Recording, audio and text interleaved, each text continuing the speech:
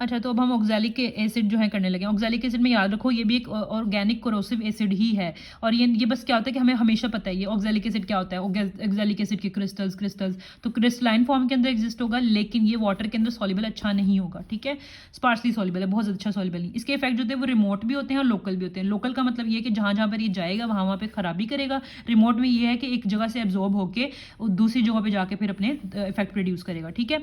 अब इसमें हमें पता है कैल्शियम ऑक्सलेट की क्रिस्टल्स, कैल्शियम ऑक्सलेट की क्रिस्टल्स, तो क्या करेगा कि सीरम कैल्शियम होता है ना, वहाँ से ये कैल्शियम लेता होता है हमारा, और वहाँ से ये कैल्शियम लेके इनसॉल्युबल कैल्शियम ऑक्सलेट की क्रिस्टल बनाएगा, जो जिसकी वजह से क्या होगा कि हमारे ब्लड में कैल्शियम कम हो जाएगा, हाइपोकैल्सीमिया हो जाएगा। अब बताना कि साइन और सिम्टम्स इसके डिपेंड करते हैं कि हमने कितनी अमाउंट में खाया एसिड और कितना कंसनट्रेशन वाला लिया, ठीक है। ज़्यादा कंसनट्रेशन होगी ओब्वियसली ज़्यादा मसले करेगा। अब लोकल इफेक्ट में हमने बता दिया कि जहाँ इसका लोकल इफेक्ट में ना क्रोसिव इफेक्ट होता है, ये हमारे जहाँ पे जीआईटी होती है ना, म्यूकोजा की जीआईटी, उसको सारी को जला देगा और यानी कि उसकी क्रोजन कर देगा, और इसके ऊपर स्किन के ऊपर इसके इफेक्ट कम होंगे, बस ये याद रखना। और इसके पोस्टमार्टम में वगैरह में भी स्किन के इफेक्ट कम है। खैर, रिमोट में मैंने आपको बता दी कि जहाँ से एक प्राइमरी साइड से एब्जॉर्ब हुआ, वहाँ से फिर दूसरी जगह पे जाके इसने मसले कर दिया। अब जीआईटी पे हमने पढ़ा था पीछे के इफेक्ट होगा। इसका याद रखना कि इसका खट्टा सा जायका होता है, सावर टेस्ट होता है माउथ के अंदर, ठीक है। बाकी जितने भी एसिड थे उनका कोई जायका नहीं था, सावर टेस्ट था। बर्निंग ज़ाहिर माउथ की इंटरनली और स्टमक की इंटरनली क्या बर्निंग कर देगा ऑब्वियसली। इसकी वजह से क्या होता है कि ये बहुत खतरनाक होता है। इसका जो इलाज होता है हमें जल्दी करना होता है, क्यों? क्योंकि परसिस्टेंट वॉमिटिंग करा रहा होता है। जब परसिस्टेंट वॉमिटिंग हो रही होती है तो शॉक होने के चांसेस होते हैं, इसलिए शॉक की वजह से ना फ़ौरन से डेथ हो जाती है। तो खैर भी याद रख लो कि परसिस्टेंट वॉमिटिंग होती है, और वॉमिटिंग का कलर भी क्या होता है कि एसिड हिमेटिन हमें पता है कि डार्क इन कलर होता है, तो ब्लैकिश कॉफ़ी ग्राउंड यानी कॉफ़ी के दानों की तरह के ब्लैकिश वॉमिटस निकलेगा, ठीक है। अब इसमें ये भी याद रख लो कि जो पीछे हमारे पास HNO3 था ना, उसमें जो वोमेटस का कलर था वो येलो था, येलो ब्राउन था। जो हमारा सल्फ्यूरिक एसिड था उसमें जो वोमेटस का कलर था वो ब्लैकिश ब्राउन था, ठीक है। और इसमें ये देखो कि वैसे तो डेथ डिले नहीं होती, फ़ौरन से डेथ हो जाती है, 1 घंटे के अंदर बंदा मर जाता है। लेकिन अगर डेथ डिले हो जाए तो एब्डोमेन में क्या होगा कि उसमें पेन और टेंडरनेस यानी टच टू पेन होगा, और एब्डोमेन के ऊपर, और टेनेस्मस यानी फीसिस वगैरह को पास करने में मसला होगा, हार्ड फीसिस हो जाएंगे, ठीक है।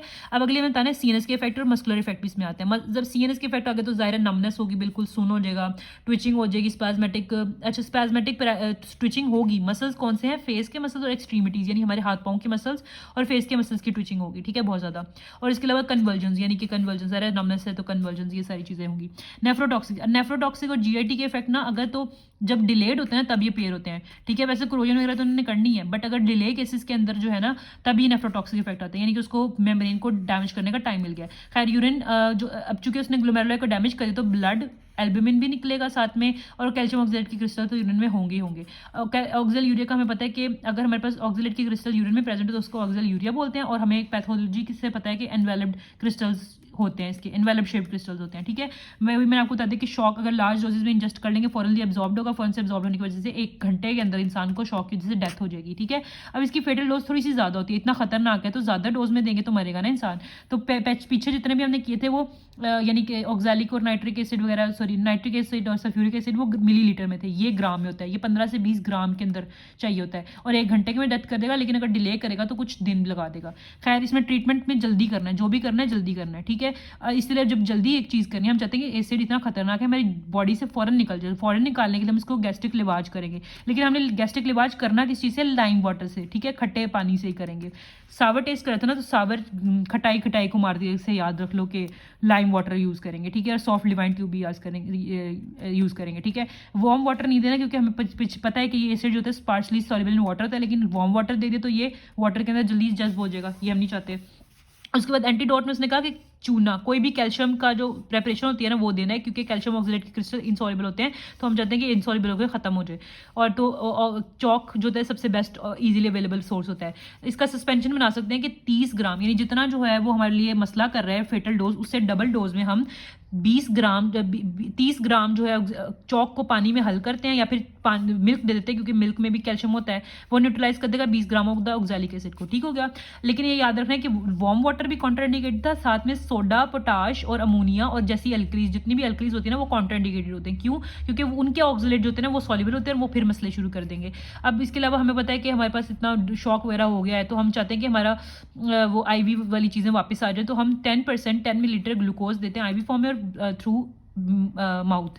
अब इस साथ में याद रखना है कि हमारा कैल्शियम भी चला गया था, तो कैल्शियम के लेवल्स को कम्बैक्ट करने के लिए हम पैराथायराइड का एक्सट्रैक्ट देते होते हैं। साथ में हमारे पास किडनी डैमेज हो रहे थे, तो हम अपनी किडनी के लेवल्स को मेंटेन के को फंक्शन को मेंटेन करने के लिए बैलेंस्ड फ्लूइड इनटेक और आउटटेक करेंगे, ठीक है। और इसके अलावा बाकी जो सिम्टम्स जो ट्रीटमेंट है वो सिम्टोमेटिक होगा। इसके अलावा टेस्ट इसके लिए जो है ना PCLS से मैंने बनाया, PCLS, ठीक है। P से क्या है, permanganate test, calcium test, L से लेड टेस्ट और सिल्वर नाइट्रेट टेस्ट, ठीक है। अब इसकी जो पोस्टमार्टम अपेयरेंस है ना, इसको ये इस तरह से याद रखना है आपने कि कंसनट्रेटेड पॉइजन इसकी जो फॉर्म होगी ना वो सारी क्रोजन प्रोड्यूस करेगा, लेकिन जैसे पीछे वालों में क्या होता था कि माउथ और लिप्स को भी क्रोजन करता था, लेकिन यहाँ पर ऑक्सलेट जो होता है वो माउथ और लिप्स की क्रोजन नहीं करता। इंटरनली हमें अब याद रखो, अभी कहानी इस तरह से बनाते हैं कि जैसे हमने एंटीडोट दिया था चौक हमने खा लिया था, ताकि हमारी वो चौक ने क्या किया, पूरे जुबान मुंह और सबको सफ़ेद कर दिया, लेकिन बदकिस्मती से हमारा पेशेंट नहीं बचा। तो क्या होगा, म्यूकस मेम्ब्रेन जो होगी हमारी टंग की, माउथ की, थ्रोट की, गलेट की, वो वाइटिश अपीयरेंस की होगी, जैसे कि ब्लीच की हुई है, ठीक है। ये पोस्टमार्टम में इस तरह से कहानी बना के आप बता सकते हैं। लेकिन अगर इरिटेशन ज़्यादा होगी तो वो वाइट से रेड भी हो सकता है। अब स्टमक जो था ना वो थोड़ा अजीब सा है, बाकी सब में तो कंप्लीट क्रोजन हो रही थी, लेकिन यहाँ पर जो स्टमक की म्यूकोजा है ना वो क्रोजन करेगी पैचेस की फॉर्म में। और चूंकि एसिड हेमेटिन बना था ना, एसिड हेमेटिन की वजह से ये डार्क ब्राउन कलर के जिलेटिनस मैज बना लेता है, यानी कि पैची फॉर्म में है और जिलेटिनस मैज कहीं कहीं पर यूं पड़े हुए हैं, ठीक है। उसके बाद उसने बताया एसिड हेमेटिन की वजह से ये था। अब सब म्यूकोजा में हमें पता है हमेशा ब्लड वेसल्स पड़ी होती है, उन ब्लड वेसल्स के अंदर एसिड हेमेटिन की वजह से डार्क लाइंस अपीयर होना शुरू हो जाएंगी, यानी कि डार्क कलर का होता है ना ये ग्राउंड कॉफी बीन अपीयरेंस, हमें पता है। खैर, अब ये बताना है कि अगर तो इसके नारकोटिक इफेक्ट ज़्यादा हो गए ना, इस पॉइजन की जैसे नारकोटिक इफेक्ट ज़्यादा हो गए। नारकोटिक में क्या होता है, नशे वाले इफेक्ट। तो नशों में क्या सबसे ज़्यादा, हम नशे अगर लें तो उसकी वजह से हमारी कौन सी चीज़ सबसे ज़्यादा इफेक्ट होती है, हमारे ब्रेन होता है, हमारा किडनी होता है, हमारा लिवर होता है, और साथ में यहाँ पे लंग्स भी याद करो। तो नारकोटिक इफेक्ट्स में हमारे पास अगर प्रोड्यूस करना शुरू कर दे पॉइजन, तो congestion of lungs, liver, kidney और हमारे ब्रेन की हो जाएगी। लेकिन बाकी जो ये क्रोजन वाले इफेक्ट है ना, ये कम हो जाएंगे, लोकल इफेक्ट साइंस कम हो जाएंगे।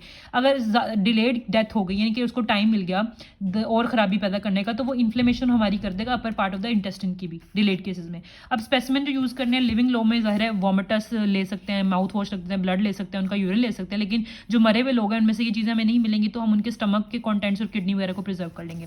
अब इसको याद रखना कि जो एक्सीडेंटल केसेस होते हैं ना पॉइजनिंग, वो तब होती है जब अगर हम, चूंकि इसका कलर वाइटिश अपीयरेंस होती है, क्रिस्टल्स होते हैं ना इसके, तो सोडियम बाइकार्बोनेट और मैग्नीशियम सल्फेट, इन दोनों के भी ना क्रिस्टल्स होते हैं। हम समझ लेते हैं कि अच्छा ये हमारे क्रिस्टल्स वो वाले थे, तो हम ऑक्सलेट के क्रिस्टल्स को इनके क्रिस्टल्स के साथ कंफ्यूज करके खा ले लेते हैं। या फिर कोई इंसान जो इतना बेवकूफ़ है वो उसकी सब्जी बनाकर ही खा गया। रुबाब जो लीव्स है ना, रुबाब लीव्स, उनके अंदर ये ऑक्जेलिक एसिड होता है, तो उसको वो मिस अंडरस्टूड करके खा गया। सुसाइड केसेस और होमिसाइडल केसेस इससे जो होते हैं वो अनकॉमन होते हैं, कॉमन होते हैं, सिर्फ एक्सीडेंटल केसेस जो होते हैं कॉमन होते हैं।